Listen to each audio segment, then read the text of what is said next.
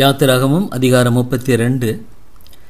மோசே மலையிலிருந்து இறங்கி வர தாமதிக்கிறதை ஜனங்கள் கண்டபோது அவர்கள் ஆரோனிடத்தில் கூட்டங்கூடி அவனை நோக்கி, எகிப்து தேசத்திலிருந்து எங்களை அழைத்து கொண்டு வந்த அந்த மோசேக்கு என்ன சம்பவித்ததோ அறியோம். ஆதலால் நீர் எழுந்து எங்களுக்கு முன் செல்லும் தெய்வங்களை எங்களுக்காக உண்டு பண்ணும் என்றார்கள். அதற்கு ஆரோன், உங்கள் மனைவிகள் குமாரர் குமாரத்தியருடைய காதுகளில் இருக்கிற பொன் அணிகளை கழற்றி என்னிடத்தில் கொண்டு வாருங்கள் என்றான். ஜனங்கள் எல்லாரும் தங்கள் காதுகளில் இருந்த பொன் அணிகளை கழற்றி ஆரோனிடத்தில் கொண்டு வந்தார்கள். அவர்கள் கையிலிருந்து அவன் அந்த பொன்னை வாங்கி சிற்ப கருவியினால் கருப்பிடித்து ஒரு கன்றுக்குட்டியை வார்ப்பித்தான்.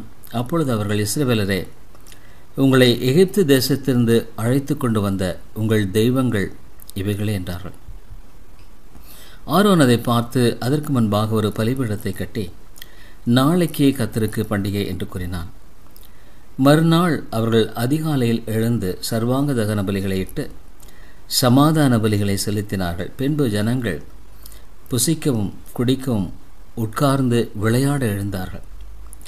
அப்பொழுது கர்த்தர் மோசேயை நோக்கி, நீ இறங்கி போ, எகிப்து தேசத்திலிருந்து நீ நடத்தி கொண்டு வந்த உன் ஜனங்கள் தங்களை கெடுத்து கொண்டார்கள்.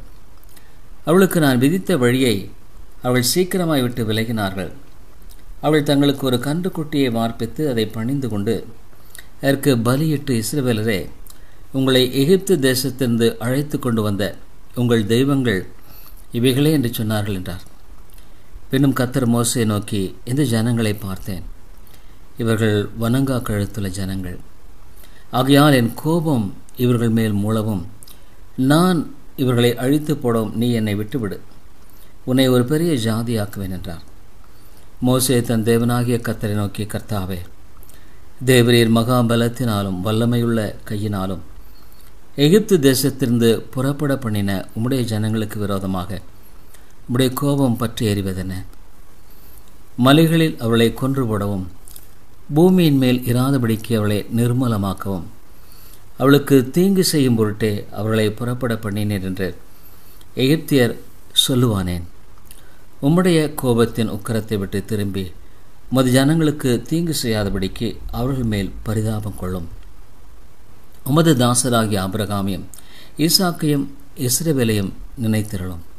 உங்கள் சந்ததியை வானத்து நட்சத்திரங்களைப் போல பெருக பண்ணி நான் சொன்ன இந்த தேசம் முழுவதையும் உங்கள் சந்ததியார் என்றைக்கும் சுதந்திரித்து கொள்ளும்படிக்கு அவளுக்கு கொடுப்பேன் என்று உம்மை கொண்டே அவளுக்கு ஆணையிட்டு சொன்னீரே என்று கெஞ்சி பிரார்த்தித்தான். அப்பொழுது கர்த்தர் தமது ஜனங்களுக்கு செய்ய நினைத்த தீங்கை செய்யாதபடிக்கு பரிதாபம் கொண்டார். பின்பு மோசே மலையிலிருந்து இறங்கினான். சாட்சி பலகைகள் இரண்டும் அவன் கையில் இருந்தது. அந்த பலகைகள் இருபுறமும் எழுதப்பட்டிருந்தது. அவைகள் இந்த பக்கத்திலும் அந்த பக்கத்திலும் எழுதப்பட்டிருந்தது. அந்த பலகைகள் தேவனால் செய்யப்பட்டதாயும் அவைகளிலே பதிந்த எழுத்து தேவனால் எழுதப்பட்ட எழுத்துமாயிருந்தது. ஜனங்கள் ஆரவாரம் பண்ணுகிறதை யோசுவா கேட்டு மோசே நோக்கி, பாளையத்தில் யுத்தத்தின் இரைச்சல் உண்டாயிருக்கிறது என்றார். அதற்கு மோசே, அது ஜெயதொனியாகிய சத்தமும் அல்ல, அபஜய தொனியாகிய சத்தமும் அல்ல, பாடலின் சத்தம் எனக்கு கேட்கிறது என்றான். அவன் பாளையத்துக்கு சமீபித்து அந்த கன்று குட்டியையும் நடனத்தையும் கண்டபோது மோசே கோபம் உண்டவனாகி தன் கையில் இருந்த பலகைகளை மலையின் அடியிலே எரிந்து உடைத்து போட்டு அவர்கள் உண்டு பண்ணின கன்று குட்டியை எடுத்து அக்கனியில் சுட்டு எரித்து அதை பொடியாக அரைத்து தண்ணீரின் மேல் தூவி அதை இஸ்ரவேல் புத்திரர் குடிக்கும்படி செய்தான். பின்பு மோசே ஆரோனை நோக்கி, நீ இந்த ஜனங்கள் மேல் இந்த பெரும் பாதகத்தை சுமத்துகிறதற்கு இவர்கள் உனக்கு என்ன செய்தார்கள் என்றான். அதற்கு ஆரோன், என் ஆண்டவனுக்கு கோபம் மூளாதிருப்பதாக, இது பொல்லாத ஜனம் என்று நீர் அறிந்திருக்கிறீர். இவர்கள் என்னை நோக்கி, எங்களுக்கு முன் செல்லும் தெய்வங்களை எங்களுக்கு உண்டு பண்ணும், எகிப்து தேசத்திலிருந்து எங்களை அழைத்து கொண்டு வந்த அந்த மோசேக்கு என்ன சம்பவித்ததோ அறியோம் என்றார்கள். அப்பொழுது நான், பொன்னுடைமை உடையவர்கள் எவர்களோ அவர்கள் அதை கழற்றி தரக்கடவர்கள் என்றேன். அவள் அப்படியே செய்தார்கள். அதை அக்கனியிலே போட்டேன், அதிலிருந்து இந்த கன்றுக்குட்டி வந்தது என்றார்.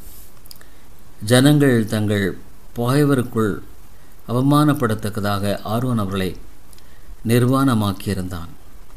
அவர்கள் நிர்வாணமாக இருக்கிறதை மோசே கண்டு, பாளையத்தின் வாசலில் நின்று கர்த்தருடைய பட்சத்தில் இருக்கிறவள் யார்? அவள் என்னிடத்தில் சேர கடவுள் என்றான். அப்பொழுது லேவியின் புத்திரர் எல்லாரும் அவனிடத்தில் கூடி வந்தார்கள். அவன் அவர்களை நோக்கி, உங்களில் ஒவ்வொருவனும் ஒரு பட்டயத்தை தன் அறையிலே கட்டிக்கொண்டு பாளையமெங்கும் உள்ளும் புறமும் வாசலுக்கு வாசல் போய் ஒவ்வொருவனும் தன் தன் சகோதரனையும் ஒவ்வொருவனும் தன் தன் சிநேகனையும் ஒவ்வொருவனும் தன் தன் அயலானையும் கொன்று போட கடவன் என்று இஸ்ரவேலின் தேவனாகிய கர்த்தர் சொல்லுகிறார் என்றான். லேவியின் புத்திரர் மோசே சொன்னபடியே செய்தார்கள். அந்நாளில் ஜனங்களில் ஏறக்குறைய 3000 பேர் விழுந்தார்கள்.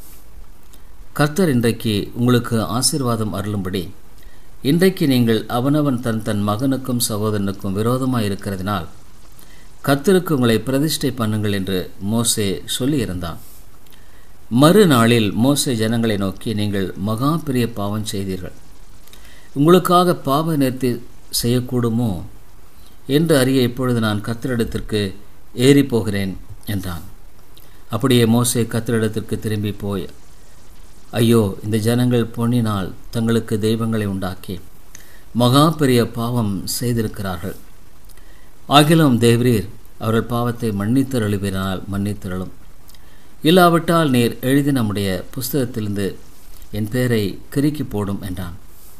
அப்பொழுது கர்த்தர் மோசேயை நோக்கி, எனக்கு விரோதமாய் பாவம் செய்தவனவனோ அவன் பெயரை என் புஸ்தகத்திலிருந்து கிறுக்கி போடுவேன். இப்பொழுது நீ போய் நான் உனக்கு சொன்ன இடத்துக்கு ஜனங்களை அழைத்து கொண்டு போ. என் தூதனானவர் உனக்கு முன் செல்லுவார். ஆகிலும் நான் விசாரிக்கும் நாளில் அவருடைய பாவத்தை அவரிடத்தில் விசாரிப்பேன் என்றார். ஆரோன் செய்த கன்றுக்குட்டியை ஜனங்கள் செய்வித்ததின் நிமித்தம் கர்த்தர் அவர்களை உபாதித்தார். யாத்திராகமம் அதிகாரம் 33.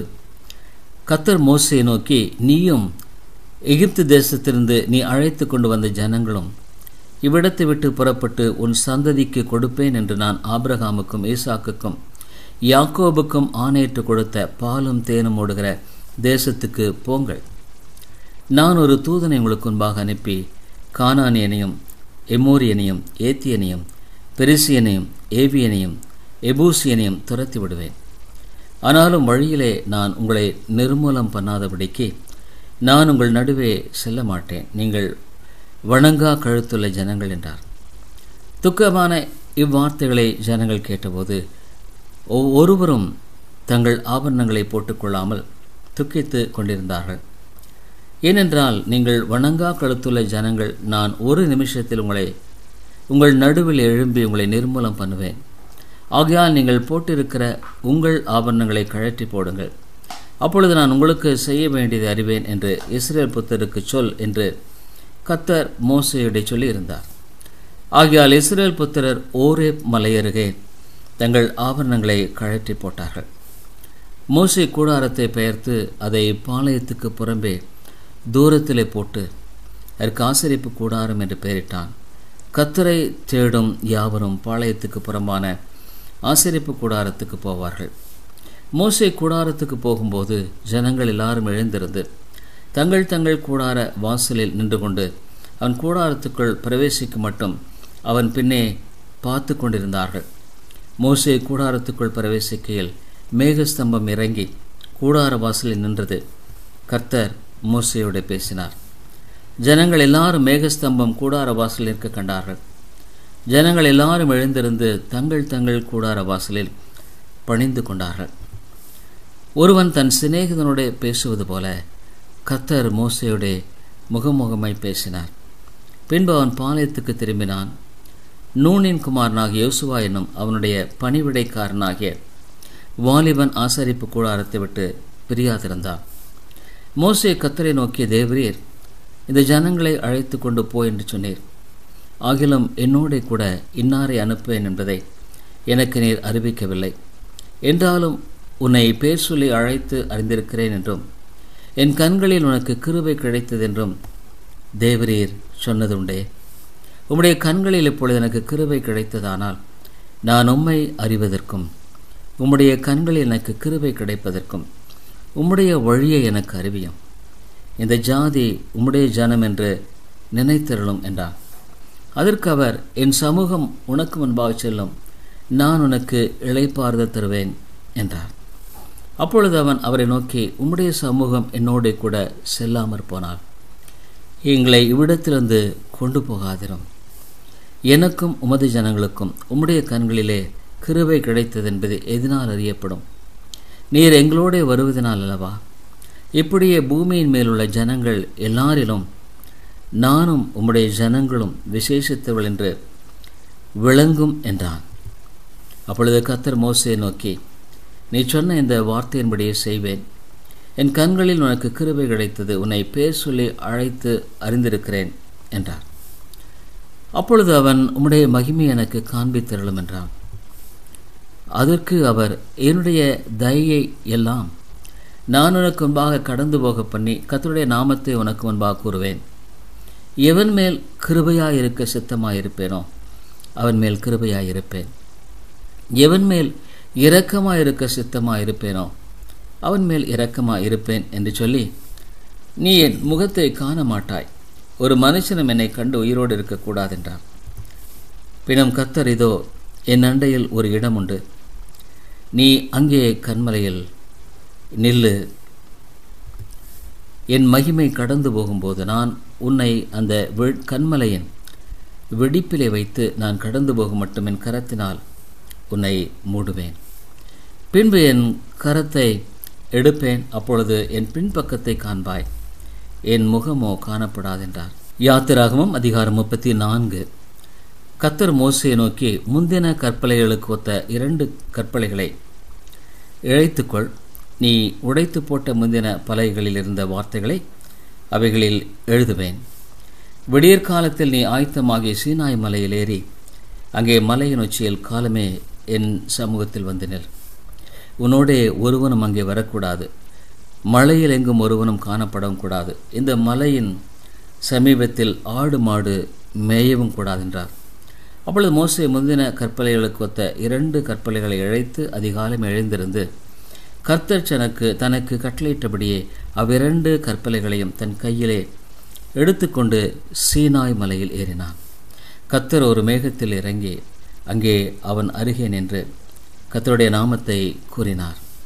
கர்த்தர் அவனுக்கு முன்பாக கடந்து போகிற போது அவர், கர்த்தர் கர்த்தர், இரக்கமும் கிருபையும் நீடிய சாந்தமும் மகா தயையும் சத்தியமும் உள்ள தேவன், 1000 தலைமுறைகளுக்கு இரக்கத்தை காக்கிறவர், அக்கிரமத்தையும் மீறுதலையும் பாவத்தையும் மன்னிக்கிறவர், குற்றவாளியை குற்றமற்றவனாக விடாமல் பிதாக்கள் செய்த அக்கிரமத்தை பிள்ளைகளிடத்திலும் பிள்ளைகளுடைய பிள்ளைகளிடத்திலும் 3ஆம் 4ஆம் தலைமுறை மட்டும் விசாரிக்கிறவர் என்று கூறினார்.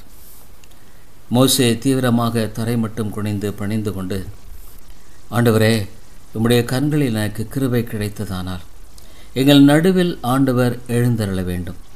இந்த ஜனங்கள் வணங்கா கழுத்துள்ளவர்கள், நீரோ எங்கள் அக்கிரமத்தையும் எங்கள் பாவத்தையும் மன்னித்து எங்களை உமக்கு சுதந்திரமாக ஏற்றுக்கொள்ளும் என்றான். அதற்கு அவர், இதோ நான் ஒரு உடன்படிக்கை பண்ணுகிறேன். பூமி எங்கும் எந்த ஜாதிகளிடத்திலும் செய்யப்படாத அதிசயங்களை உன் ஜனங்கள் எல்லாருக்கும் முன்பாகவும் செய்வேன். உன்னோடே கூட இருக்கிற ஜனங்கள் எல்லாரும் கர்த்தருடைய செய்கையை காண்பார்கள். உன்னோடே கூட இருந்து நான் செய்யும் காரியம் பயங்கரமாயிருக்கும். இன்று நான் உனக்கு கட்டளையிடுகிறதை கைக்கொள். எமோரியனையும் கானானியனையும் ஏத்தியனையும் பெரிசியனும் ஏவியனையும் எபூசியனையும் உனக்கு முன்பாக துரத்தி விடுகிறேன். நீ போய் சேருகிற தேசத்தின் குடிகளோட உடன்படிக்கை பண்ணாதபடிக்கு எச்சரிக்கையாயிரு. பண்ணினால் அது உன் நடுவில் கன்னியாயிருக்கும். அவருடைய பலிபீடங்களை இடித்து அவர்கள் சிலைகளை தகர்த்து அவள் தோப்புகளை வெட்டி போடுங்கள். கர்த்தருடைய நாமம் எரிச்சல் உள்ளவர் என்பது. அவர் எரிச்சலுள்ள தேவனே, ஆகையால் அந்நிய தேவனை நீ பணிந்து கொள்ள வேண்டாம்.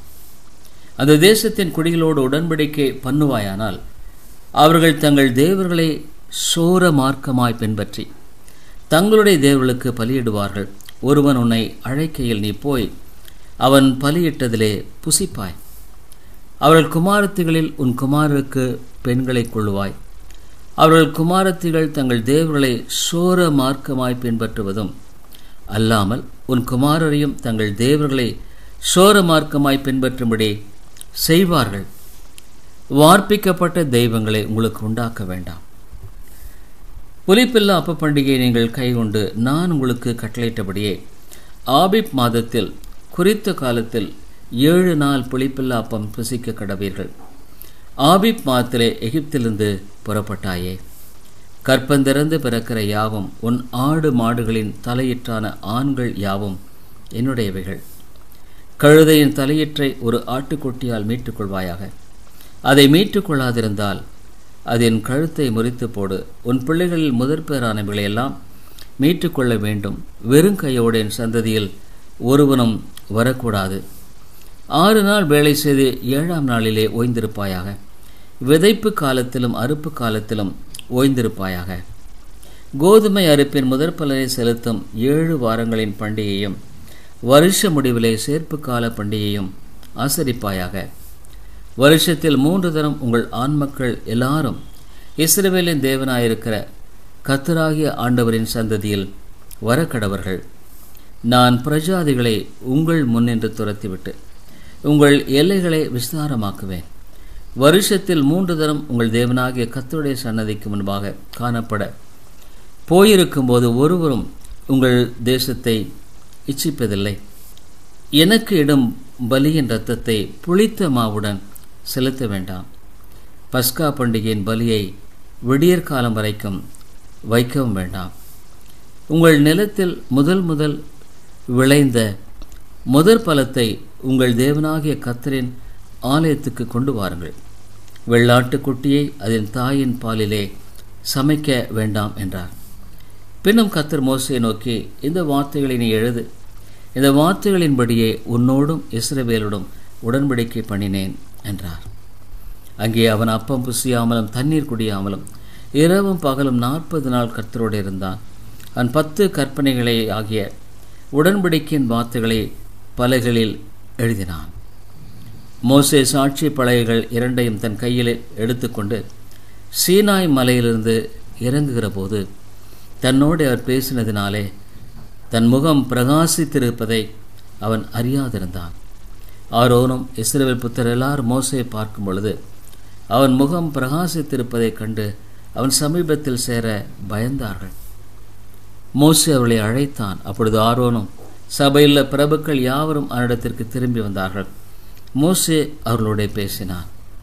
பின்பு இஸ்ரவேல் புத்திரர் எல்லாரும் அவனிடத்தில் சேர்ந்தார்கள்.